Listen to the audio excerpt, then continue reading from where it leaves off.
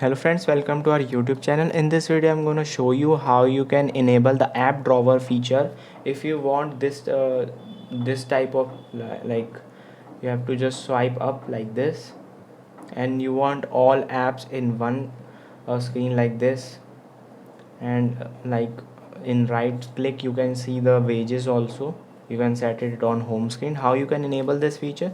Just go back and long press on your home screen, click on home screen, right corner like this, and you can see this interface. You can see the top setting, home screen style drawer, and you have to just click on it. There are two options, standards and drawer. If you have chosen the standard option, you have to just click on drawer. Is this a feature?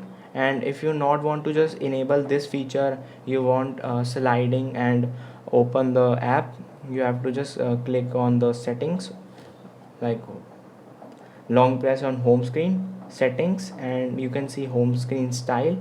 You have to choose standard, and now you can just press back. You can see the app drawer is removed. You can see